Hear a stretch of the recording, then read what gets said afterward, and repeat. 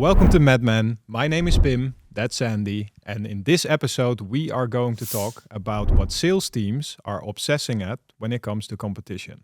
Yeah, it's the wrong type of competition, right?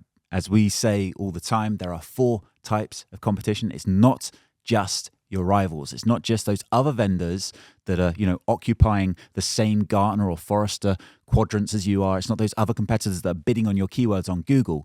That's one type of competitor, right? And that's your rivals. But there's also other initiatives. If you've got a customer that is maybe doing some sort of transformation or not, they just have other things going on that are going to push your project down on the prioritization list. That's competition. They may not be competing for the same project as you are, but they are competing for the same resource, whether that resource is budget, whether that resource is actual resources, people from their side to work on it. So that's the second one. So we've got rivals, we've got other initiatives. Self-build is a competitor. That's something, it depends on what type of solution you have, whether you see that or not. For some people, it's more prevalent than others, but it's definitely something you should consider, the organization building themselves. We ourselves, we built within our own SaaS product, our own LMS platform, and our former vendor told us quite sort of condescendingly, well, you'll never be able to build that. And, we literally built it. So it's done. It's done. It's there. It's live. It's awesome. So that's the other thing is self-build.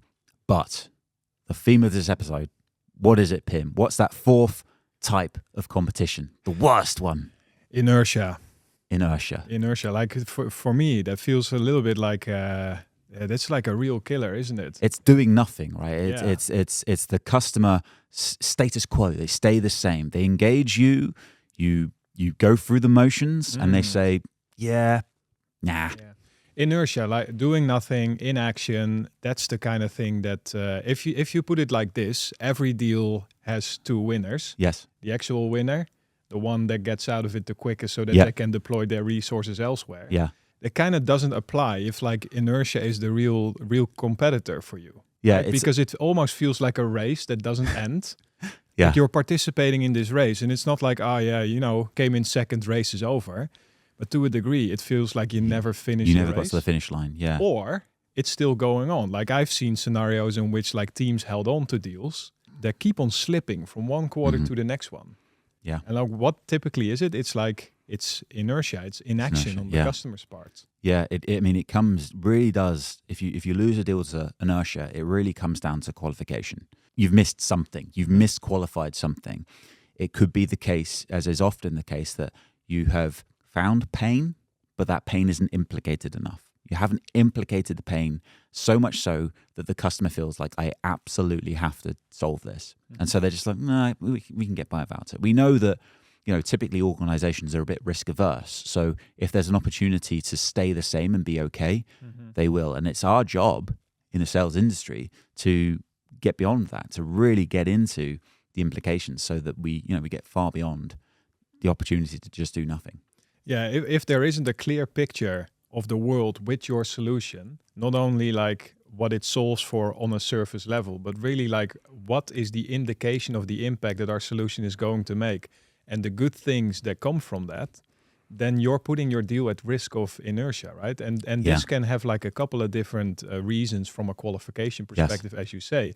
It might be that picture is not getting to the right people. Right. There's no visibility from an EB on it, or your champion isn't really a champion, right? Yeah. There can be a bunch of different things, really. Yeah, we've talked about, we started here by talking about the value elements, right? That there's not enough pain and we haven't quantified that pain. But as you so aptly say there, we might have done an ace job there. We might have a customer that is, on fire. And, we've got the solution to put out that fire, so to speak. If nobody knows about it, if we've not got a champion who is, has a vested interest in our success, who is therefore selling internally for us, helping us get introductions, helping us extract more data, insights to support our business case. It doesn't matter how much pain we found, how much we've quantified that pain. If we haven't got the right stakeholders, we're not going to get much further. So that's the first part, value. If you don't get the value across well enough, strong enough, it's going to lead to inertia. But even if you have the value but you don't engage with the right stakeholders, then it doesn't matter how much value you have, it's still not going to get the deal done. And then there's the third part, which often gets overlooked, particularly in inertia, which is process.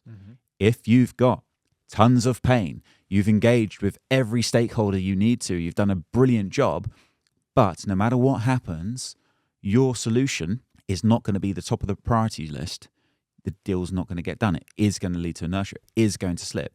I had this once where I was leading a sales team, and we had this deal that was forecasted.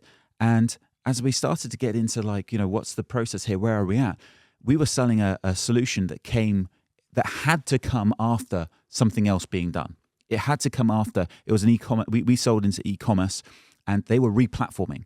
So, whatever happens, our solution plugged into their platform. So if they're re-platforming, they're never going to implement our solution to the solution they're going to be re-platforming away from, right? So it didn't matter how much they loved what we did, which they did. It didn't matter that we were engaged with the CEO, the founders, everyone.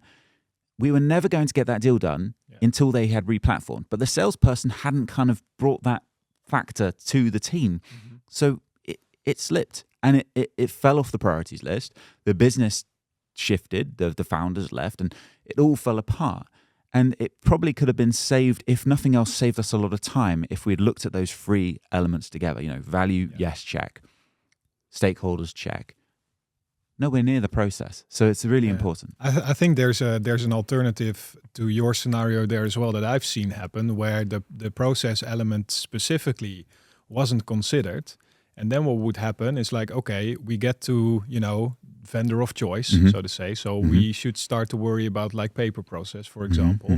But hey, the customer has like an end of quarter too, right? So then you have like competition in departments like legal, procurement, right? And they are turning their attention to things that are directly related to their business to begin with, yes, right? And the one thing that is always happening is like things change, yes, right? Priorities might shift. So if you have the momentum on the value side, on the part of like the stakeholders, and everything is kind of like aligning there, and you're leaving the process to chances, like you might miss the momentum, right? Yeah. So you want to make sure that that's like a proactive thing, because the window of opportunity might close. Yes, and that is something that we always talk to our customers about in our programs. Pain, value, it's not binary. It's not one and done. You don't find pain, quantify that pain by indicating it to the customer, and then make it implicated, and then expect that customer to remain implicated. Yeah. The second you stop talking about it, the second someone stops pushing that bruise, it's going to fall off. And so if you've said there, if you've not kept the momentum, inertia is going to creep up on you anyway. Yeah. So the key thing here is to make sure that you are first and foremost qualifying that the pain is implicated. It's enough pain to make the customer make things happen, but that the right people are engaged, the right stakeholders. And that's easy. You've got to have a true champion. You've got to be engaged with the economic buyer. And then third, last but not least, process. Make sure that you can see the pathway through. Make sure that you are top of that priorities list because the pain is such and there aren't other things in your way. That's how you overcome inertia. Yeah, very proactive, considering inertia as your competition. That's it. Cheers to that. Cheers.